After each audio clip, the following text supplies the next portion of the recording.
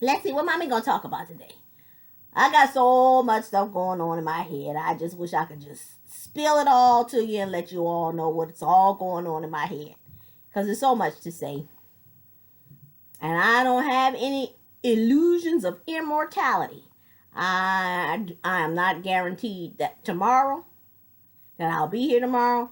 So like I said, I just want to, now that you all are older now, I want to give you some insight. I know you got a whole lot of information. You read it on the internet, or you read it in newspapers, or the folks that told you all about me. So, so now what you need is some insight. Look up the word information. Look up the word insight. Also look up the word perspective. Because thus far, all the information you've been given, and you've been given it from other people's perspective. Those people's perspectives over there. But you haven't gotten anything from my perspective. So I'm old. So now that y'all are older now, and you're going to be adults soon, I'm going to give you some insight from my perspective. Because my perspective, I guarantee you, is not the same as theirs. It's almost like one day they were sitting around bored, didn't know what to do with themselves. And somebody said, you know what we ought to do? We ought to take out the good sense God gave us. Take out the gray and white matter that God gave us to use to make good sense. And let's just stuff in some feces and see what happens. It's almost like they didn't know what else to do with themselves. All of them over there, I'm talking about David and Reggie and Elizabeth and all of them. All of them act like they got shit for brains. So anyway, it's like they're bored, didn't know what to do. So take out the gray matter, stuff in the feces. But anyway, then once they get all that in, I'm talking about Reggie now. You get all that stuff in. And so they decide to get rid of this document that's governed by these rules and come up with this document that ain't got no rules to it. Decree of termination. I mean, this is the decree of divorce. 30-page document. And if it's not mentioned in those 30 pages of what to do, how to do it, when to do it, what to do, how to respond and all that, you just make it up as you go along. Because they're surely not following these rules. Anyway. So they did all of that. And so then this document started in 2001. So then we got 2001, 2002, 2003. Then we got 2004. Then 2004, this document kick in. You haven't seen that before. Everybody all up in arms about what the hell had happened. Well, what's going on here? Why, oh why? They wonder, they gonna call, you say something wrong with me. When I've been telling them all along, we need to turn this around. This is not a good idea. This is the wrong direction. Let's get back on track with this. Anyway, here come Elizabeth, 2004, with her Grammy the hero with the hero cape on, the big G on the chest and the hero cape in 2004. Da-da-da! Grammy's here. And so then we get the decree of termination. We've been working on y'all. This has stood the test of time. But it had to. Why did this stand the test of time? Because you boys were still not adults. You were still minors. So it had to stand a test. I mean, I did try and affect it. I got this attempted kidnapping thing going on. That didn't work. I told you about that. So anyway, but you know what? She got all up in arms about being appalled by the fact that I had the duct tape, the duct tape, the twist ties, and the stun gun. That was plan B. She should have been happy that I saw value in tying her ass up. That was because if plan A didn't work and we didn't make it to Cuba, at least they locked me up, but at least you can go back home to her Amazon ass. So and please forgive the profanity. Anybody that knows me know that mommy don't even use profanity. I learned not to use words like that growing up as a child. My dad, like I said, used to send us to the dictionary to learn words to speak appropriately and all of that. I was a Christian girl. I went to church on Sunday, so I don't use profanity. But see, when 2001, 2002, 2003, when I was talking to them people, I spoke the language of scholars. I spoke like an intellectual. I used the language of a mature Christian woman, and it fell on deaf ears. And what I'm thinking now, maybe because I didn't use the language of demons, maybe need to use some of the words that the demons would use, because see, y'all were raised by them people. And so maybe that's all y'all understand too, is the language of demons. So I'll throw some profanity in there and here from time to time, just to let you understand the gravitas of this situation. Because you know what this document means to me? See this document? Decree of termination. You know what that document means to me? NOTHING. That's what that document means to me. Nothing. Absolutely nothing. The only reason it stood the test of time, because y'all were still minors. Soon you will not be minors. And time changes things. So that's why I'm trying to encourage you all to now take charge of your own lives. You're grown now. Sure. This is beneath your pay grade. It's above your pay grade. Y'all ain't ready for this yet. 17, 19, 19, 20. But all this, you ain't ready for this. That your frontal lobes aren't even developed. Your brains aren't fully developed yet. That's why you need to get yourself a life coach, somebody that can help you make sense of all this so that you can make some sound decisions for your own well-being. That's what you need to do. Because you're grown now. And that means you're going to have to make grown folk decisions. Elizabeth did what she's supposed to do. She raised you. That's what the documents say. She's supposed to raise you. Because I couldn't. He called me insane. Unfit. And then daddy got this reaping what you sow document kicked in. So now y'all got to just figure out how you're going to go from here. Because Elizabeth cannot be your sounding board. I told you some of the decisions that she gave to her grown son and decisions that she made for her own young life. So how is she going to be a sounding board for you to give you some good direction on your Christian journey? You need to find somebody, get yourself a life coach, somebody amongst your family, somebody that's not your family, somebody that you hire, something. But you need to take this. This is just some advice from mommy. And I already know what I need to do. And I would prefer that y'all respond and take the action that you need to do, so that then we don't have to get into some cataclysmic situation like we did last time, because those other people didn't do what they were supposed to do because they said they were shit the brains. Now, what I was saying is, let me show you something too. I got this little thing up here. This is a little house. See that little house?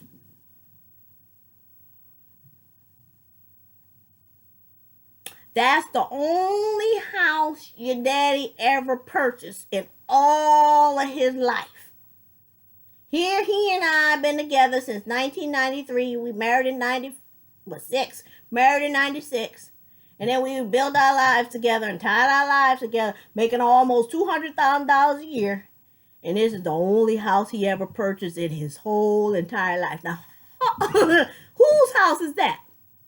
That's y'all's house. That's my kid's house. That house belonged to RQ and Terrence. Now, if there were deeds to be given out, you all would have the deed to that house. Now, I'm telling you that because that's important. Because Elizabeth and them got crazy. And that's how, because they called me crazy, because I wanted to take up residence in this little house. So she crazy, something wrong with her. And then you come up with them documents there. So that she throw all this stuff up in there because of what I was doing surrounding this little house and other things. Let me tell you how that went. We got this document here. Where that document at? We got this document in 2001. I played with it for a little while, for a year, because we were just separated. Tried to do it back and forth, mom's house, that house. So I never had a house I never had a house for you all without your daddy.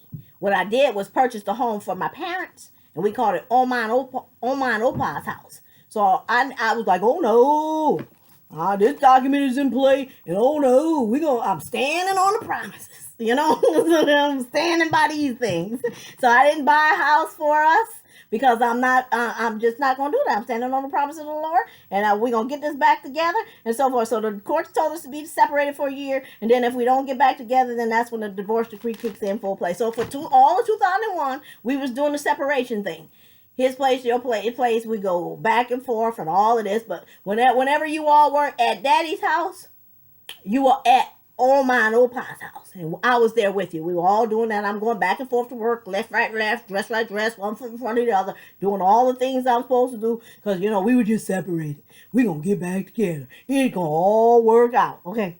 So anyway, meanwhile, Reggie's still out here. Remember they took the gray matter out and they put shit in there, so they got shit for brains. He out here dating and carrying on. He ain't trying to make things work. He's still trying to play this game, and I'm telling him it's wrong direction. We can't go here. I'm bleeding back and so anyway, after the year was up, this thing kicked in full time. So what I did was brought you home to your daddy. That's why Elizabeth can say she abandoned them. She abandoned the kids. I brought you home to your daddy because that's where you belong. Daddy, because Daddy could let you stay with me, and then he go on with his life and act like y'all never existed, and then go ahead and send a check in the mail and all that kind of stuff. And meanwhile, he building liabilities on your life that you're gonna have to deal with for generations to come. So I'm gonna put you over there, and he ain't gonna be able to forget you. Anything he got to do, he gonna take care of you first. Because I know the only behavior I can be responsible for is my own, and I know I'm never giving up on my kids. I know I'm never giving up on my family. So anyway, I went ahead and so got you all at home, and home is where the heart is, right? So I would get into this little house right here. This is where I took up residence. I'd go there and lay down and have my meals or whatever. And then once they found out I was there in that little house, guess what? They come up with a plan. See, in order to get into this little house, I had to get into that backyard. That's a 6-foot privacy fence. So I had to go through the gate. Once they found out I was going home, that was my little house, my new residence, they came up with the idea. Well, what you think we ought to do about that? One of them, I guess this David and Reggie talking to each other. Well, let's put a lock on the fence. And so they go ahead and put a lock on the fence. Now, here are these two people. David is a Marine. Reggie is an officer in the military. They went through the same training I went through.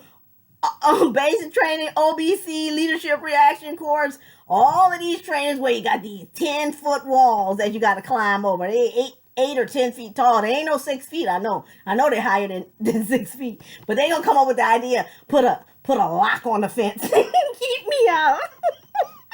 And so Mommy would get, I was like, oh, get ready to go home, and the gate locked. I guess I was supposed to sit down at the base of the fence and cry my eyes out. I can't get in. I don't know what they were thinking. So anyway, I threw my bag over the fence, back up, take a few steps back, then run and start and leap over the fence. And so I'm over the fence, and then I can go home. And so Mommy go home. And so I guess maybe they had a regular pattern. They look out the window to see if I'm out there in the little house. I don't know how they knew I was out there, but apparently they must have had a routine where they peek out the window to see if I'd be in the house. And so apparently they found out I was still coming home. And then they're going to come up with another idea. So they got the lock on the fence, and then they're going to put the barbecue pit in front of the gate. So now, instead, I got to go over the wall and then go out. So Mommy can do that. Throw the bag over, get it back, get my running start, get over and over the ouch. Yeah, I busted through knees. I got some skinned up knees and elbows and stuff like that. But I got home. Mommy made it home. And so, anyway, that was me. And then I guess they peeked out the window again. Oh, she in there again. I guess. So now the next day when I show up, I guess they tired or they ain't come up with no more ideas. So can't put the padlock on, that ain't keeping me out. They put the barbecue pit in front of that ain't keeping me out. So guess what? They call the po-po. So now they come get mommy out the house with the po-po. Here, police records, you see? I didn't get up and walk out. Oh, okay, I'll see. Oh, they had to drag me out of the house. To me, that was passive resistance. When Martin Luther King and all them people were going through all that civil rights stuff and they fighting against the Jim Crow, them people wasn't sitting at the Woolworth counter because they was hungry and wanted a sandwich. They weren't hungry and wanted a sandwich. Them people were sitting there because they had a point to make. Like, we should be able to sit here and be served too. Those people didn't get up 2 and 3 hours earlier to work so they can walk to work when they can catch the bus. Instead of catching the bus, they got to get up 2 and 3 hours earlier so that they can walk to work. They wasn't doing that because they wanted to. They were doing that because they had a point to make. Well, hell, that's what I was doing. This was passive resistance. I am not going away. Y'all gonna bury me before you have me live out this document with my children. I didn't have kids to be following no 30-page document. How do you get along with it? How does this this and this come out to something like this? No. So they had a problem with me. All kinds of problems. So anyway, I was no longer going to the house. So now mommy's sleeping in the trees. But don't worry about it. Mommy trained for that kind of stuff. When I was in the military, you don't think we had to use a rock for a pillow and a bed of leaves for a cushion and a poncho for a cover? I know how to stay dry. I know how to build a trench, put myself on the highest level so that if it rains, the rain goes down and then it goes into the trench. I'm nice and dry out there in the rain. But yep, I didn't ask for that. I didn't want that. But you ought to, like I say, it make you wonder what those two people thinking at the house. This is the patriarch. This is dad, 60-year-old granddad, and your 40-year-old father, the head of our family. Thinking it's okay for me to be out here in the trees, and they knew. But the booty calls, they can come through the front door or in the garage door. They're welcome in the home. But by me, I gotta stay out there in the trees. And guess what? Reggie consulted his mom. If she die out there, you think God will hold me responsible? Oh no, son. She out there because she wanna be. So he got good counsel from his Christian mom. But it makes me wonder about these people. What's going on in their heads and stuff like that? Because Reggie's dad, David, the patriarch, he got his girlfriend who looked like she's like 20 years younger than him, and she got her 2 small kids. They're in elementary school. Then Reggie got Reggie 40 years old, and he got his 20-something girlfriend. And they taking my kids out on dates with them. And I'm saying, no, don't do it. Cut it out. I don't know those people. Who are those kids? Who's watching those kids with my kids? Those kids are older than my kids. They're bigger than my kids. Are they playing fair with my kids? What kind of emotional and psychological problems do those children have? Where are their daddies? Why is my children going out here on dates with these people? I don't know. I feel like a monk, like when you got a gorilla in the cage or some other wild animal. They back and forth, grunting and moaning and making all their primal sounds, showing their teeth. But you don't understand what they're saying. So I can see the people saying, oh, that must be a crazy gorilla. Something must be wrong with it. Because the gorilla don't have words. Can't use the language. But I'm a human animal. I'm using my words. I'm saying cut it out. Don't take my kids out here with y'all on those dates. I don't know those people. I don't know them people being exposed to my children and stuff. People, places, and things that I don't know nothing about. And they following this document here. This ain't gonna happen. They doing all that crazy stuff.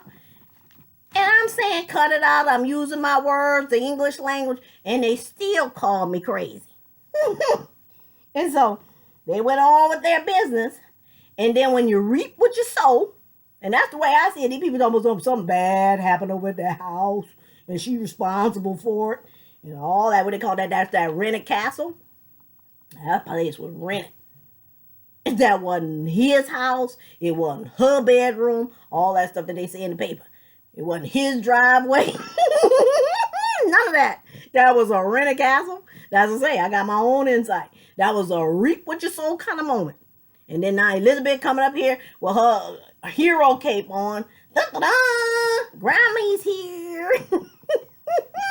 Well, where was Grammy in 2001? Well, Grammy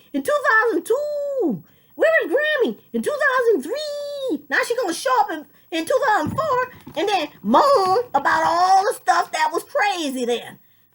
And then get this document on me. Well, that's the one that stood the test of time because you all were still minors. Y'all aren't minors anymore. So time changes things. And what this document means to me, and it meant nothing then, NOTHING, that's what that document means to me, nothing. Absolutely nothing. Because I tried this, and that didn't work. And then she won't go moaning and whining to the judge about what I had on my person. Oh no, the arresting officer or somebody was reading all the stuff I had, and she want to be appalled. Well, hell, she shouldn't have been appalled. She should have been grateful. At least I saw value in tying her ass up as opposed to having some other plan. Because I was thinking, well, if the kidnapping didn't work, at least they could return you to that Amazon, and then y'all can grow up from there. And yeah, I'd have been incarcerated, but hey, I've been incarcerated anyway. But anyway, so that's why she's gonna get tied up. Because that way she'd have been the plan B. If we can't make it to Cuba, well, then at least you go back home to her. And so anyway. But, like I said, time changes things. Ain't going to be no, if I have to go down under, off the grid, radio silence, and when I come back up, ain't going to be needing no duct tape, twist ties, or a stun gun. But I want my babies to have a backup plan. Have your plan for your future so that you can move forward with a trusted life coach. So because you all are the only ones that can ruin your lives now. Mommy one day gonna reap what she's sown. And what I've been sowing is a future for you all despite these documents. I've done the best I could. These documents never should have been in the picture, but they came in the picture because, like I said, that people took out the gray matter and put the feces in the head, and then they coming up with all these ideas about what to do and how they gonna raise their family. I ain't down with that, and I told them out of my mouth. I told them I ain't down with this. This ain't gonna work. I'd rather be a widow than a divorcee with these children on my hands. These kids need their daddy. And you need your grandma, too. I ain't trying to take your Grammy out of your life. I want your grandma in your life. Because if you all mess around and get somebody pregnant and have a bunch of baby mamas, you won't need a grandma like the one you have. Because she going to be able to take them women to court and give restraining orders on them if they don't act right and treat you right. And if she got to go to court to get you the rights to see your kid, and who knows what's going to happen. But if I were y'all, I would get busy in some kind of advocate situation so that you all can change some laws. Because it just doesn't seem fair that somebody can go about their life doing all the right things, making all the right choices, avoiding all the bad stuff, drugs and alcohol, casual intercourse, and all the things that can ruin your life. And then you finally make it. And you get yourself a good man, or what you thought was a good man, and you're living a life, and you got 2 beautiful kids and stuff like that. And then somebody replaced the gray matter in their brain for some other stuff. And then now they come up with ideas that you never even conceived of. I never even thought this would ever happen to my children. But this one I knew would never happen to my kids. Determination. This I never even imagined what happened to my family either. But it did. And all we can do is do the best we can. Like they say, you don't know, you can't plan what's going to happen, but if you're standing on the promises, you can trust the final outcome. And I'm still standing on the promises, and I trust the final outcome. But look, I'm going to cut this off. I still got more to say. But because, like I said, I don't be wanting to make these videos too long, I'm going to cut this off. And we're going to talk about some stuff like that. I think next time I want to talk about some stuff that you all can do with your spare time. You don't need to find something to do with your spare time. Because I want you all to make it too. I want you to be like your daddy and not go out there and have a whole bunch of baby mamas and stuff like that. You need to find something to do with your spare time. These women are different from the women that were growing up back. They like your grandma. Easy peasy. You don't want to be going out with no women like that. See, them men used to say, oh, I got lucky. Well, you're not lucky if you hook up with something like your grandma. You want to hook up with a virtuous woman. You want to hook up with somebody like me. I'm going to go out and I'm going to have a good time with you. We're going to have fun and all of that. But fun is where it stops. You ain't going to be none of this.